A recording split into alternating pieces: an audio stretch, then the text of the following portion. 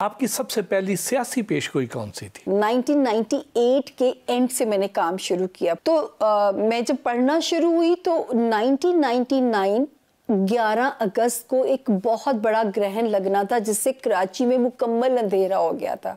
उस वक्त नवाज शरीफ साहब की हैवी मैंडेट की गवर्नमेंट थी और मेरे पास उनके एक मिनिस्टर आते थे। वो मिनिस्टर फंसे हुए थे नैब के केसेस में।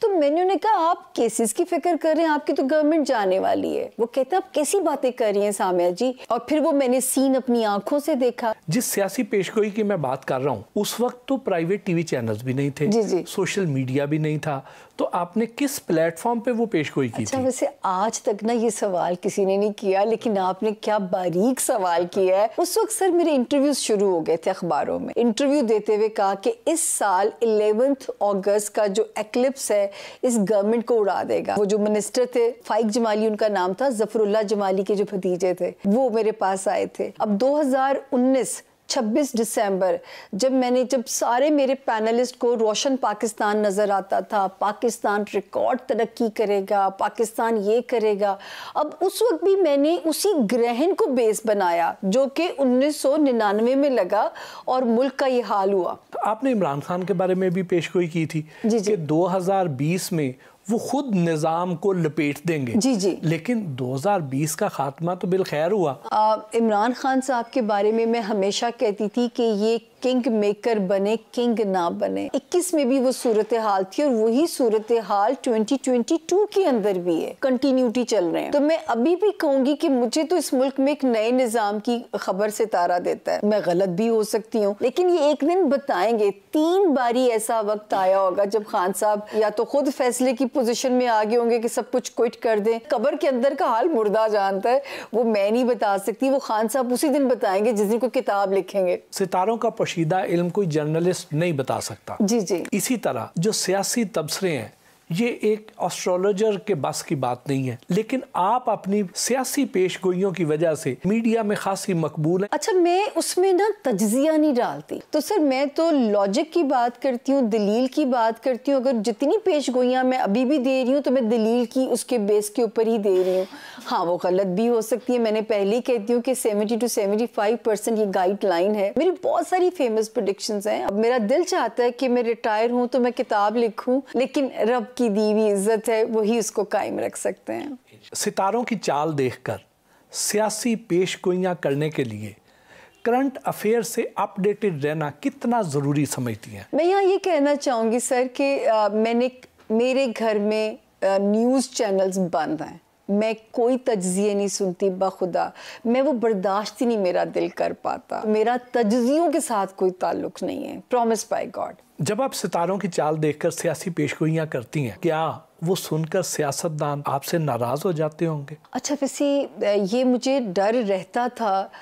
देखिए, मुशर्रफ साहब का दौर गुजरा, जरदारी साहब एक अपने अंदर एक अलग डिक्टेटर थे, नवाज शरीफ साहब। मेरा ख्याल है सर, अगर आप हक के रास्ते पे चल रहे हैं ना, मेरी भी इन्वेस्टिगेशन हुई होगी कि मेरे पास कोई चिड़िया नहीं है, मेरे पास कोई मुखबर नहीं है, डायरेक्शन ही बता सकती हूँ ना। अब जैसे इस साल अब नवाज शरीफ साहब की सरसती ख़त्म हुई है, तो अब हम उनको कह सकते हैं कि अगर आप वापसी का रिस्क लेना चाहते हैं तो ले लीजिए, कि थोड़ी बहुत सख्ती के बाद आपकी माफ़ी हो जानी है। इमरान खान साहब पोशीदा उलूम में दिलचस्पी भी रखते हैं और उन पर यकीन भी रखते हैं। बिल्कुल जी, बिल्कुल। तो उनकी तरफ से कभी आपके साथ कोई राब्ता किया गया या नहीं?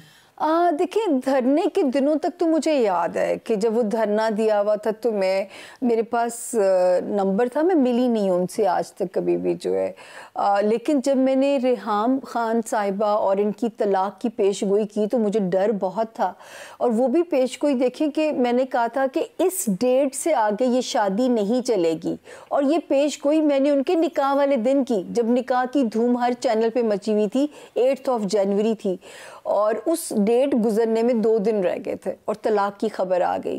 क्योंकि खान साहब के अंदर एक मिजाज है कि वो अपने स्क्रिप्ट के खिलाफ नहीं चल सकते, वो उस तरह फ्लेक्सिबल नहीं है कॉम्प्रोमाइज़ करने में। और मुझे डर लगा कि यार कि ये लोग मुझे तो शायद वो कर देंगे, लेकिन रेहाम साहिबा भी बड़ी स्वीट होगी उस पेशगोई के बाद, जहाँ मुझे मिली बड़े अच्छे से मिली।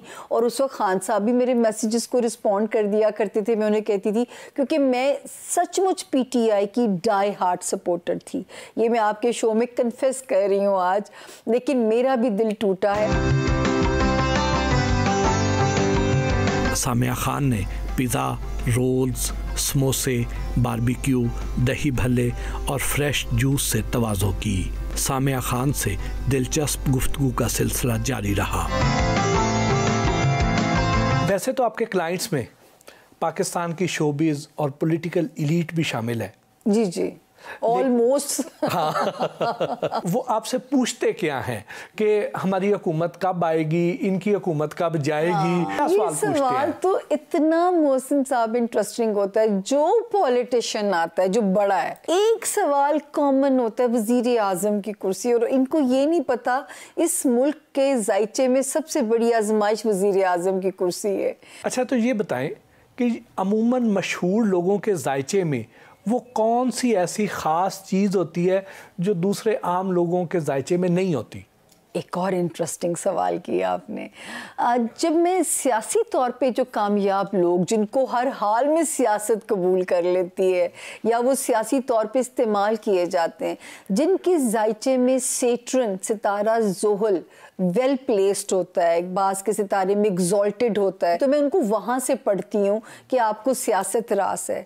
इमरान खान साहब देखें, शेख रशीद साहब, मौलाना ताहिर कादरी साहब, शहबाज शरीफ साहब, उनका भी ये एग्जॉल्टेड है। एक लिस्ट है मतलब जिनको हर हाल में आप इनको लाइमलाइट में देखते रहेंगे। आप जो बात कर रही थी साढ़सती की, तो ये साढ़सती होती क्या है और कौन लोग इसका शिकार होते हैं? इसकी निशानियां क्या होती हैं? सर, आज तो आप दूसरी छक्के पे छक्का मार रहे हो। मैं आपकी टीम को जो है ना वो दोनों हाथों से, पहले एक हाथ से सलूट किया, तब दोनों हाथों से करती हूँ।